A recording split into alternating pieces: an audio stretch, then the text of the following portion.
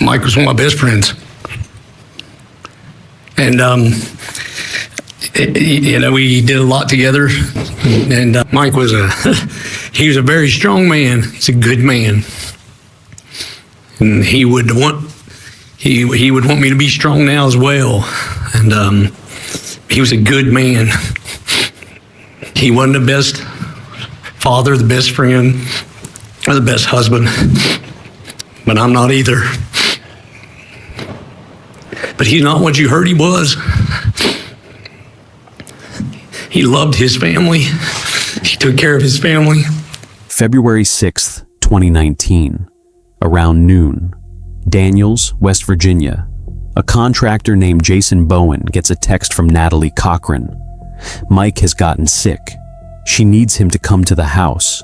Bowen drives over. He walks in, and he finds Michael Cochran, 38 years old, physically fit, no history of serious illness, curled on the kitchen floor, fetal position, completely unresponsive. Bowen asks if they should take him to the hospital. Natalie says no. He and his partner try anyway, calling Michael's name, trying to reach him. Nothing. They do a sternum rub. Michael groans. That's all they get. At Natalie's request, the two men carry Michael from the floor to the couch.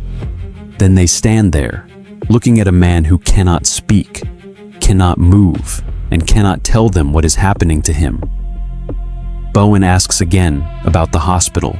Natalie says no again. Before February 6th, Michael had told Bowen he felt like he had been poisoned. Natalie had an explanation for that too. Black mold, she said. Bowen eventually leaves. He keeps checking in by text throughout the day. Each time, Natalie's answer is the same. He's sleeping it off. No change. Michael Cochran would be dead within 5 days.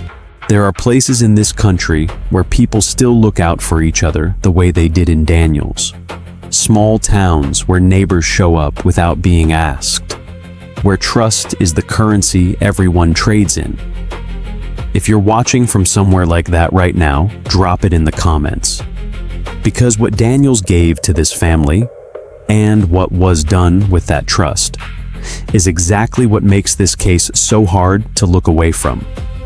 Before we go further, this video covers the deliberate poisoning of a spouse and the investigation that followed. Some of what you're about to hear is disturbing. This is a real case. Real people.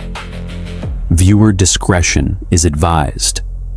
Here is what matters about that afternoon in the house in Daniels. Natalie Cochran was not a panicked wife frozen by fear. She had spent years working as a licensed pharmacist.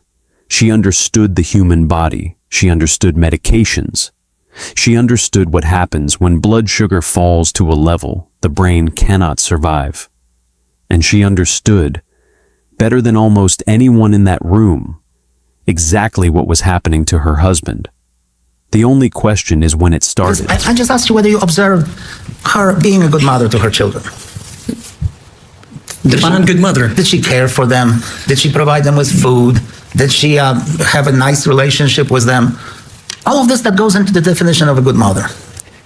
I believe, under what I thought before, during those times, yes. Okay. But I don't believe that as I sit here and think now. Michael Brandon Cochran grew up in Beckley, West Virginia. He was a sports kid from the start. Baseball, basketball, football. He competed in powerlifting in high school and placed first. Whatever he put himself into, he went all the way. He was 17 when he met Natalie Jessup. She was working behind a counter at a mall in Beckley. They felt it immediately. They started dating, graduated, and enrolled together at West Virginia University. He studied computers. She studied pharmacy. 5 months into college, he proposed. They were married not long after. They settled in Daniels, West Virginia, had 2 children, a daughter, Nicole, and a son, Ashton. Michael worked in IT. The family embedded itself in the neighborhood. close with their neighbors Chris and Jennifer Davis, connected to the community through leagues and local ties and the ordinary rhythms of a life that looked, by any measure, like it was working. People who knew Michael said he was the kind of person who made every room feel easier to be in. He showed up for things. When he coached completely. When he trusted someone, he trusted them completely. That was not a flaw. It was who he was. By the mid-2000s, Natalie had left her pharmacy career to run a new business she and Michael had started. Tactical Solutions Group, a government defense contractor. She became the majority owner. The funding came from people who trusted them. The Davises, Michael's parents, friends from the community who believed in what they were being told. On paper, it looked like everything was working. A growing business, 3 properties, motorcycles, a good life in a small town that had rallied around them. Michael had no idea that none of it was real, and for a long time, neither did anyone else. Tactical Solutions Group had no government contracts, not a single one. The company had never submitted a winning bid. It had never completed a deal. It existed entirely on paper, and everything built on top of it was a lie. Natalie had approached friends, neighbors, and family members with a pitch. She told them the company won high-dollar contracts to sell weapons and equipment to the United States government. She promised generous returns. She said she had a business model, a vision. She had even told employees that the company's inspiration was a movie about 2 men who dealt arms to the military without a shred of experience in the defense industry. One investor heard that and laughed. "You do realize the guys went to jail, right?" She wasn't wrong. From 2017 to 2019, at least 11 people invested in what Natalie was selling. The total came to $2.5 million. Natalie used money from newer investors to pay earlier ones, creating the appearance of a business that was working. When investors came asking about the returns they had been promised, she offered explanations. A government shutdown, cancer treatments she claimed to be undergoing. Reasons that kept changing, reasons that kept buying her time. Among the investors were Michael's own parents. His mother, Donna, and stepfather, Ed Bolt, put in close to $250,000 over 2.5 years. "We loved her, and we believed her," Donna would later say.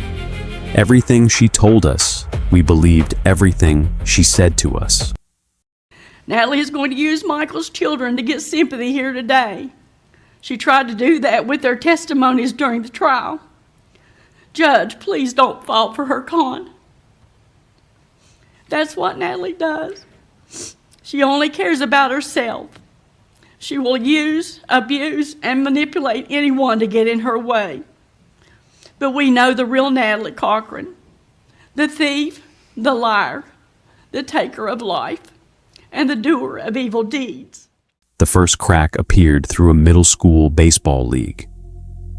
Natalie was the treasurer, responsible for overseeing the league's bank accounts. The league raised $15,000 through a fundraiser. Almost all of it disappeared. A private investigator was brought in to trace the funds. What he found: purchases at TJ Maxx, purchases at Olive Garden, $32,000 gone in a single night from an account only Natalie could access. Some of the people who coached in that league were also investors in Tactical Solutions Group. They started comparing notes, and what they found pointed in one direction. Michael had reached the same conclusion from inside the house. By late 2018, he was noticing inconsistencies in the company's records. Investors were calling him directly, asking where their money was. He had started his own investigation. He arranged a trip to Virginia, a meeting with bank representatives, to look at the finances himself. On February 5th, 2019, Natalie told him the trip was off. She said she was sick. The next morning, Michael was on the kitchen floor. Natalie Cochran had spent years as a licensed pharmacist. She understood insulin. She understood what a fatal dose of it would do to a non-diabetic man.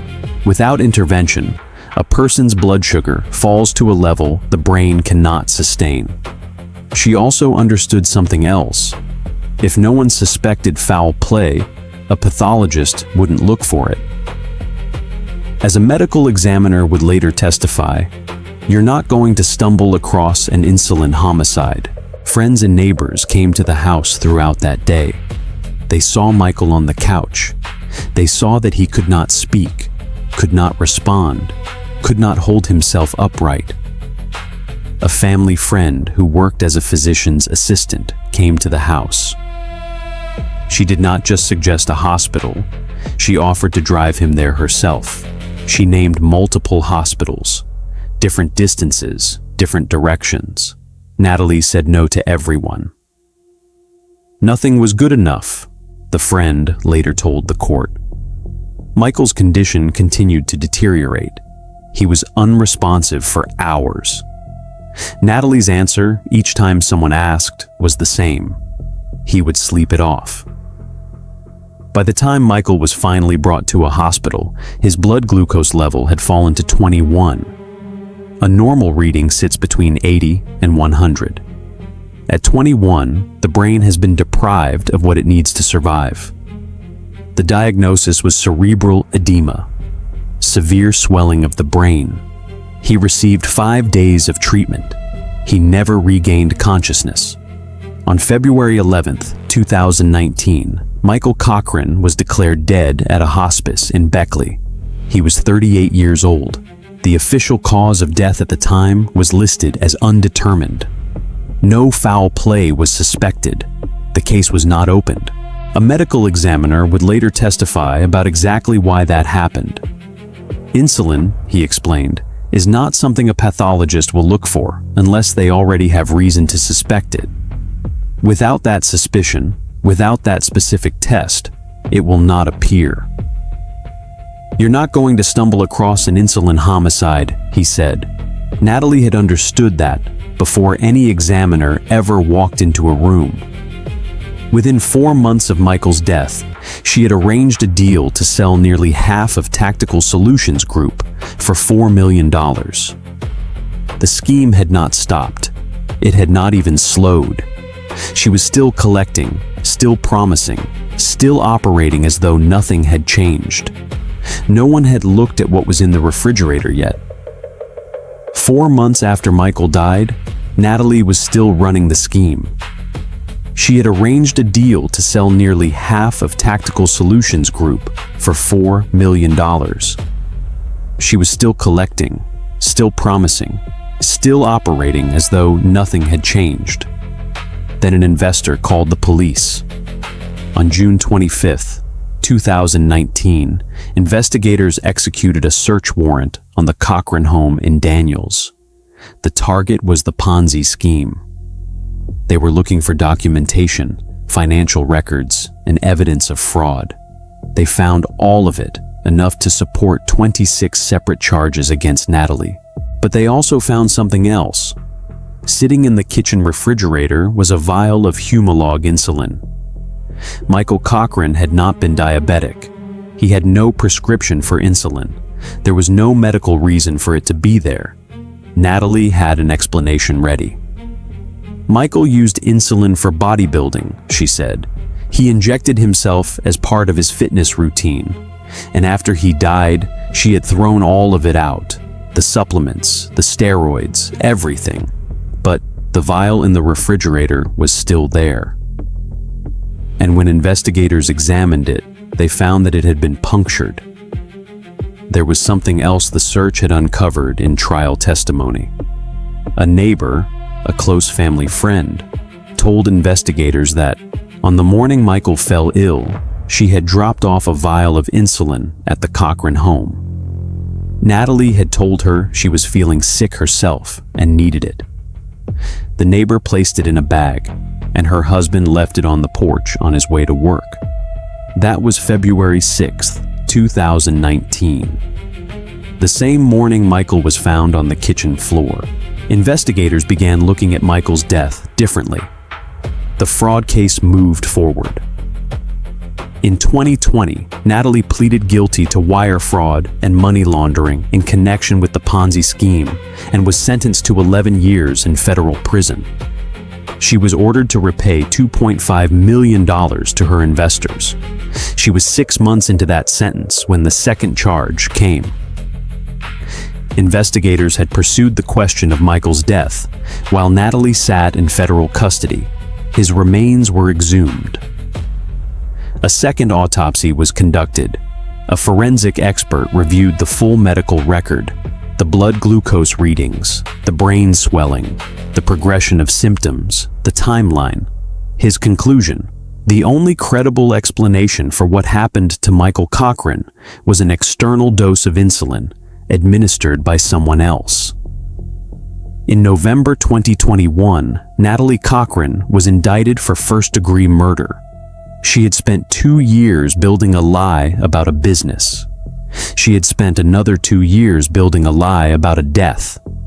Now, for the first time, she would have to make both lies hold up in front of a jury, with her own children sitting in the same room. She is my mother, but I've always kind of considered her to be my best friend. Growing up, it was Natalie, my mom. She just meant the world to me. The trial opened on January 15th, 2025, in Raleigh County Circuit Court. From the first day, the prosecution made clear what they were working with. No DNA, no witnessed injection, no confession. Every piece of evidence was circumstantial. On one side, a pharmacist with the knowledge to choose a weapon that is difficult to detect. A canceled trip that removed Michael's only chance to expose her. 3 different stories she had told investigators about what happened on February 6th, and hours during which she rejected every offer of help from every person who came to that house. Across 3 separate police interviews, she gave 3 different accounts of where she was and what she was doing when Michael collapsed. Each version shifted the sequence of events. In the third, she told investigators that Michael had been injecting himself in the back with insulin. 3 interviews, 3 different accounts, 1 outcome. Medical experts for the prosecution testified that Michael's blood glucose level of 21 in an otherwise healthy, non-diabetic 38-year-old had a single credible explanation. A forensic pathologist told the court there was no evidence Michael had administered insulin himself. "People don't accidentally administer insulin to themselves," he said. The prosecution's closing argument came down to 2 numbers. 0, the amount of evidence supporting the defense theory that Michael was a sick man, and 21, his blood glucose reading on the day he collapsed. The defense had a different story. Michael was not healthy, they argued.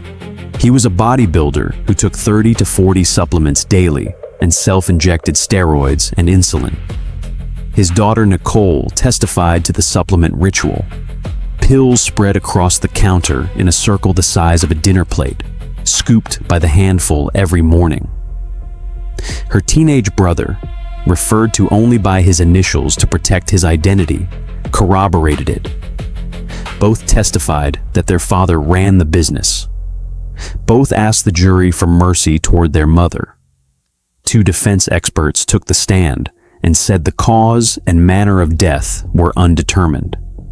They noted that by the time the second autopsy was conducted, the body had decomposed to a degree that limited what could be found.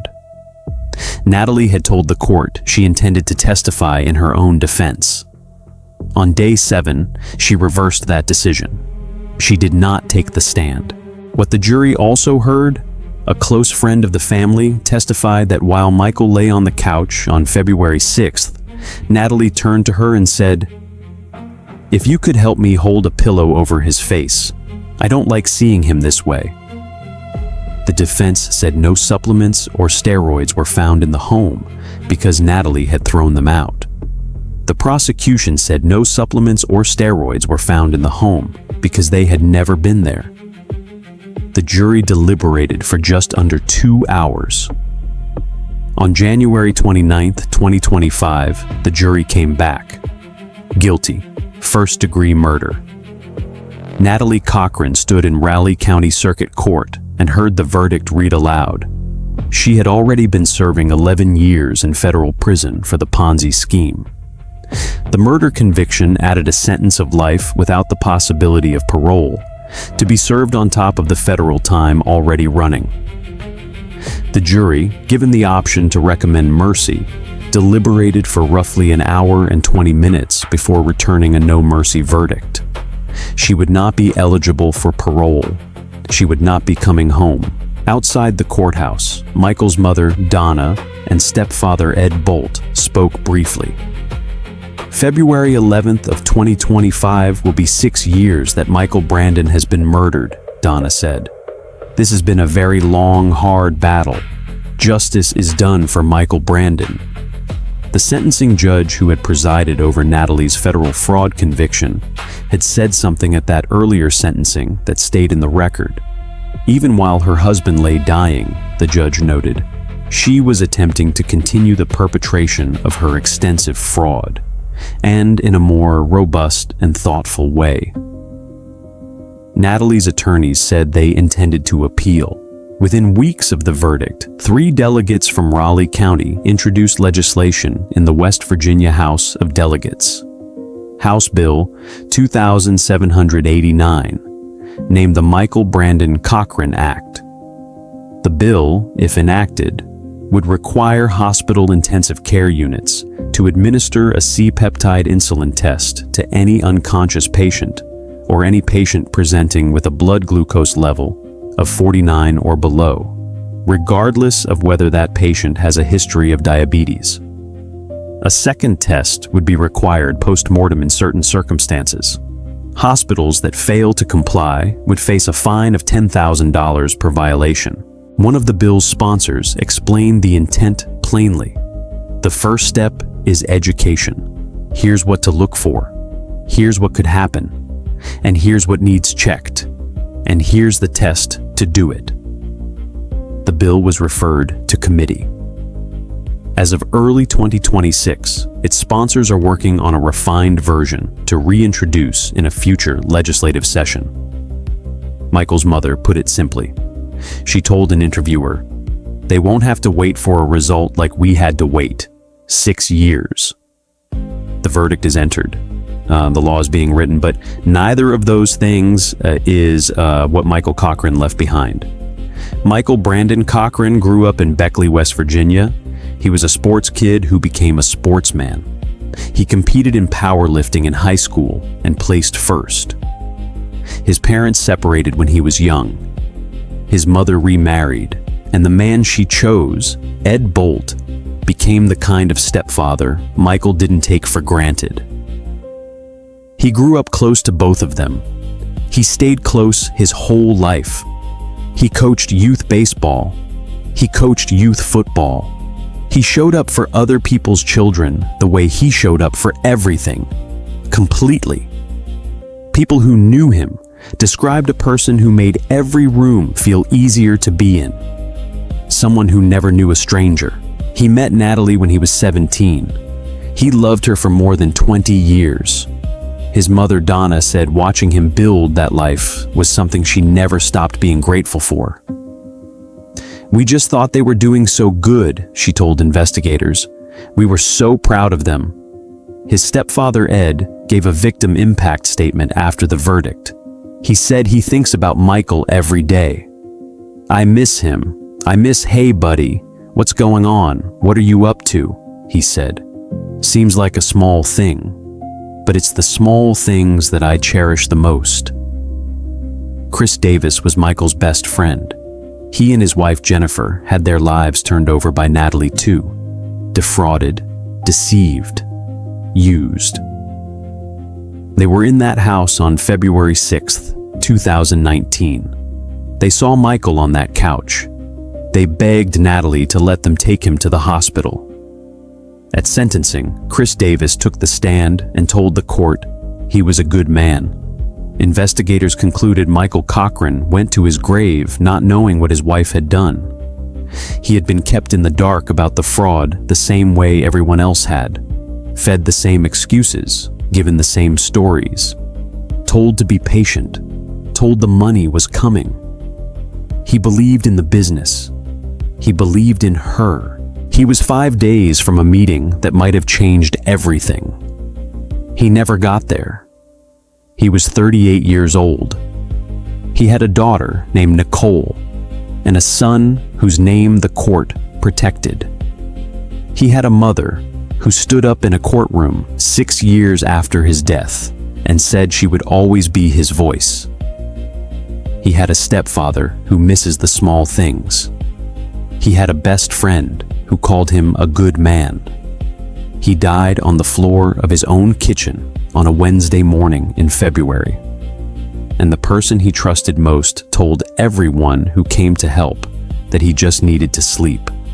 Donna Bolt wrote in her victim impact statement, "I'm not a public speaker, but when it comes to Michael Brandon, I will always stand up for him and be his voice."